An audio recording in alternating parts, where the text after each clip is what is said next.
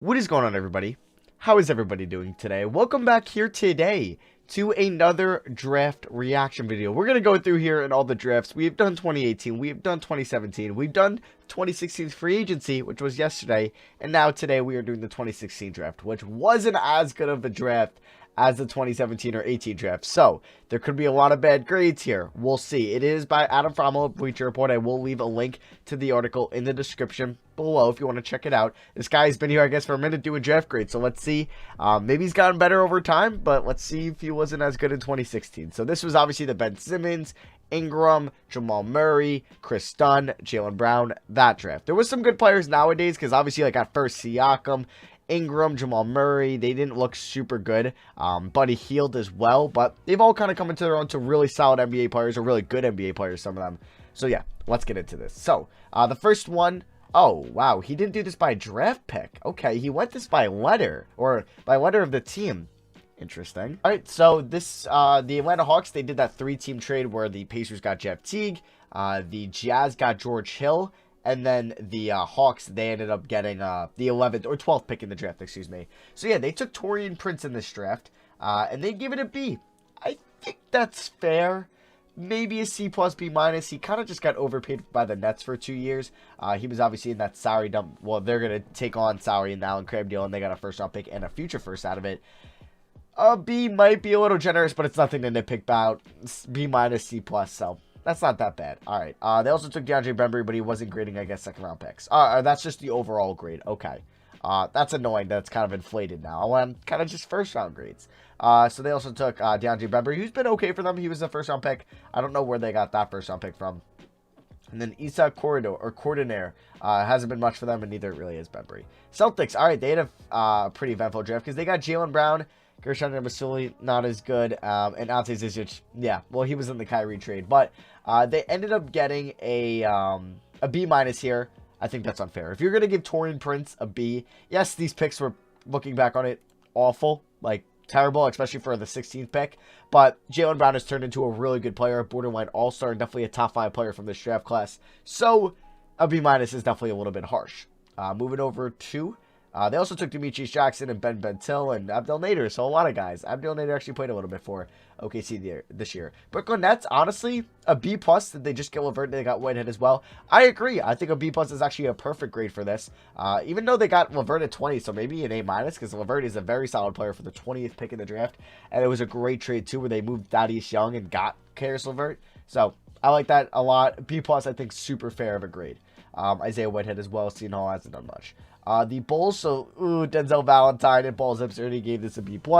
Based on what we know of these two guys' careers, this should be a D+, maybe a C-, because they haven't really been good at all. I mean, Valentine was the 14th pick, and you could say he's maybe a rotational guy.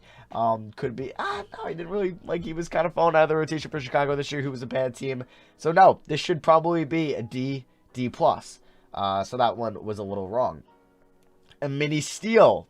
You're kind of wrong there. The Cavs, so they got Kay Felder, and he gave this an A-. What Felder's done in the NBA, this should be a D. This should be a D. He's a 5'9", Dominique Wilkins. Okay, that might have been a little bit of an overstretch. Just a little bit, all right. Best of all, Felder has learned to play off the ball. Hasn't really worked out.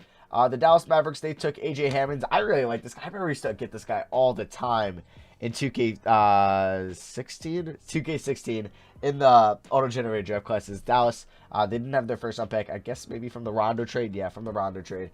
And he gave this a B. Honestly, for what he's done in the NBA, a D. It should be a D. Can the Dallas Mavericks turn A.J. Hammonds into a steal? No, they did not. Denver Nuggets, so they had a pretty eventful draft. They did take Jamal Murray, Juan Hernangomez, and Malik Beasley, Pete Cordelli, but second-round pick, not as much. But based on these 3 picks, I mean, Hernangomez was kind of not as valuable as the 15th pick could be. Malik Beasley was probably a steal with the 19th pick, even though LeVert went the pick after, and you'd probably rather have LeVert.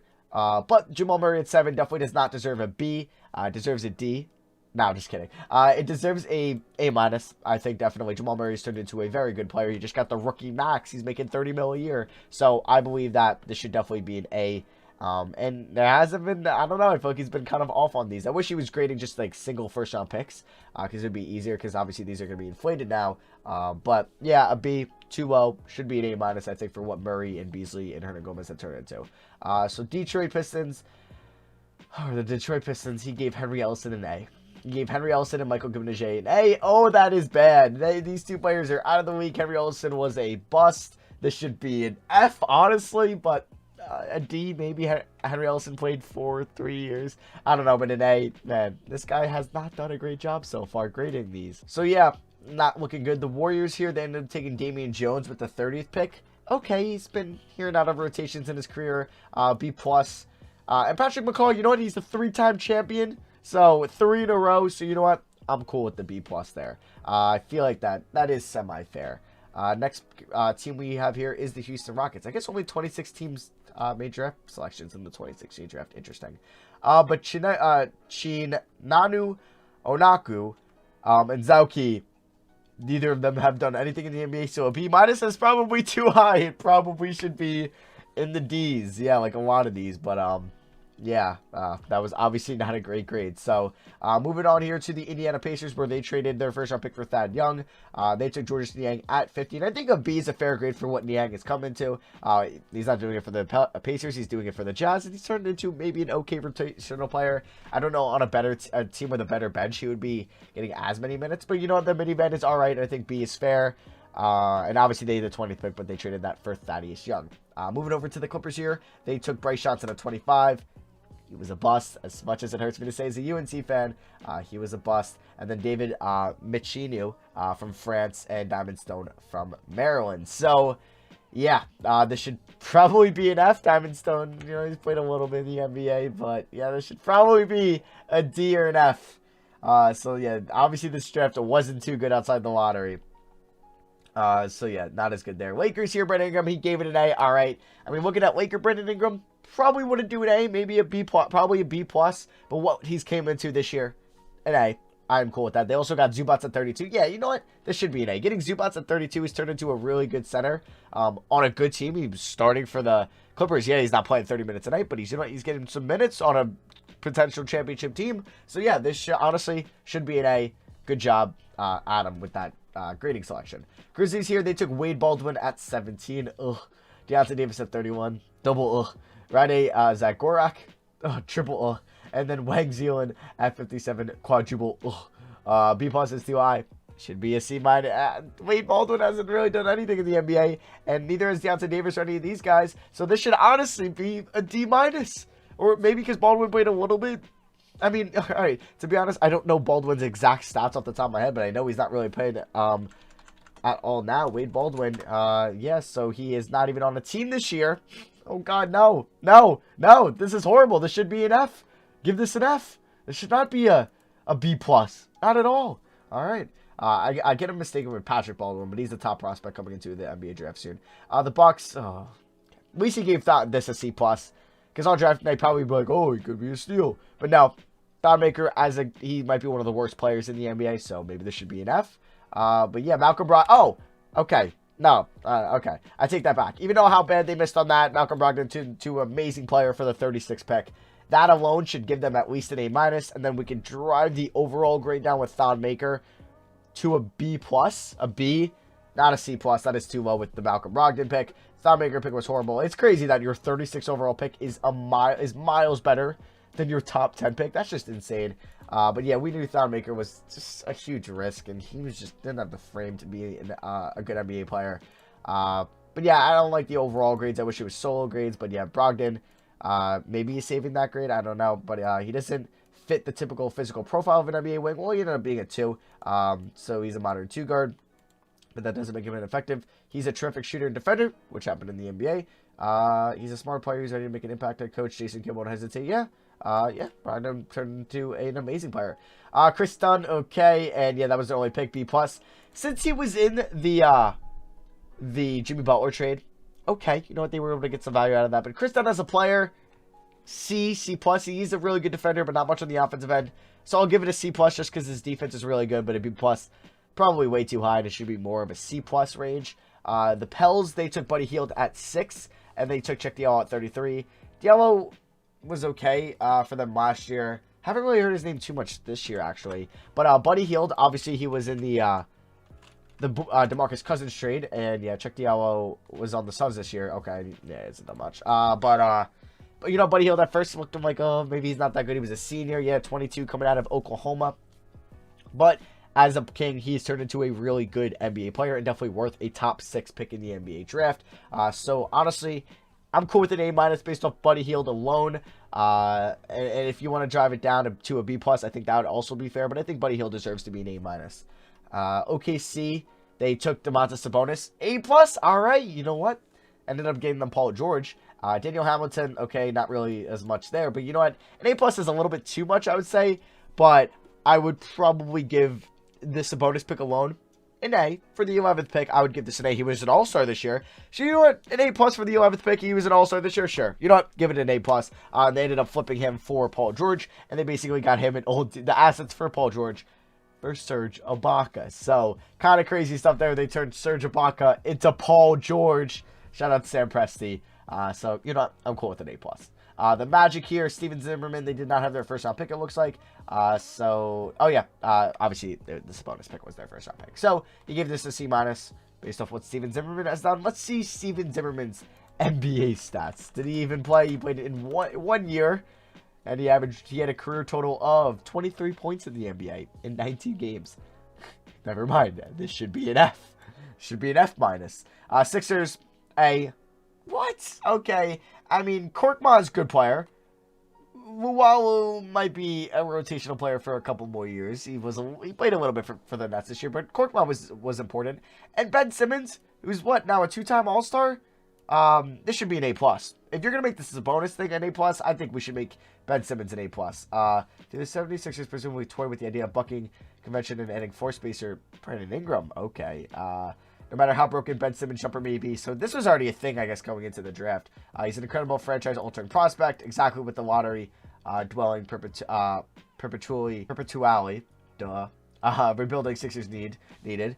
Simmons should immediately assume heavy ball-handling responsibilities, showcasing his preternatural court vision to create easier looks for everyone, but still remains to be seen how well he fits next to incumbent frontcourt players because this roster is crowded with them. All right, I think that's a fair assessment, but I think this should be an A+. I think it should be an A+. Phoenix Suns, oh boy. This should be an F. Nothing but an F. Should be an F. They also ended up trading their rights to Bogdan Bogdanovic for the 8th pick in the draft to take Marquise Chris. Ulis had one cool game winner against Boston. Oh, but this is an F. Bender, Chris, and Ulis. This is an F. This should be nothing higher than an F. Bender, huge draft bust. Chris, you know what? He might be an okay player for the Warriors next year if he gets minutes, but not worth the 8th pick. Not worth Bogdan Bogdanovic. But yeah, this is it traded the 13th pick and Bogdan Bogdanovic. Okay. Actually, give up 13, 28, and Bogdan. Yeah. Oh my God, no. F, F, F, F. There should be Fs here, Adam. Trailblazers, they took Jake Layman. Honestly, Jake Layman with the 47th pick should get at least a B grade. He's turned into a fine player. I don't know why I said young player, but a fine player. He was actually playing kind of solid for the Timberwolves this year, but he got hurt. And if you're taking him at 47, that should be at least a B. He got a 3-year contract for them. I think about $3 million a year. Okay, so he gave the Papagiannis pick a D+, or along with Malachi Richardson and Labissiere, Isaiah Cousins. Okay, they drafted another Cousins. I didn't even realize that with DeMarcus, obviously. So they had 2 Cousins on roster, but Malachi Richardson, the NBA, an F. Isaiah Cousins, presumably an F. Papagiannis, a F-. You know what? Skylar Labissiere played a little bit for Portland this year, so I would give that probably a C-, D+, C-, I think. But yeah, D+, I think is a fair grade, honestly. Probably a D-, I think, because this should be an F. This should be an F. This should be an F right here, and we can give this a C-. San Antonio Spurs, DeJounte Murray gave this an A+. Yeah, I agree. Wow, that is a great grade on draft night to give DeJounte Murray an A+. The San Antonio Spurs are unfair. Everyone they touch in the NBA draft seems to turn into gold. DeJounte Murray won't be an exception. Wow, okay, so he was higher on them. Chad Ford ranked Murray as a top 10 prospect. Jonathan Wasserman wasn't quite so high on him, but he had him at 13. Wow, no, that's a good grade. If you're going to DeJounte Murray at 29, that's incredible value. That is immense value, and that should definitely be an A+. So, you know what? I agree, Adam. Good job there knowing that back in 2016. Raptors. Okay. C. Oh, this one hurts a little bit. Jakob Poeltl, okay. He was not worth the top 10 pick. But you know what? He's going to be a good backup center on a good team in the NBA, definitely. He started for center for the Spurs this year. He was in the Kawhi Leonard trade. I think this pick alone is a C+. I think it's a C+. It's not good. It's not bad. It's solid. It's solid. But this pick right here, getting this guy at 27, this is an A+++ right here. So, oh, and then you know who they got undrafted in this draft? Fred VanVleet. So no, this should be an A+ regardless of Jakob Poeltl. Regardless. Siakam, you know what? Since we're not grading Fred VanVleet, fine. But getting Siakam at 27, A+. Poeltl maybe brings it down to an A. So he got this one wrong. After getting a really good grade there, he did not do as well here. And then do we have how many more? One more. The Utah Jazz. They traded away their pick for George Hill, and they took Joel Embiid. If you're wondering where the Knicks are, yeah, they traded their pick in the Melo trade. And that's where the Nuggets got Jamal Murray. Yeah, that should have been the next pick. So Joel Embiid wasn't anything in the NBA. F. Marcus Page, my boy from UNC, but didn't do anything in the NBA.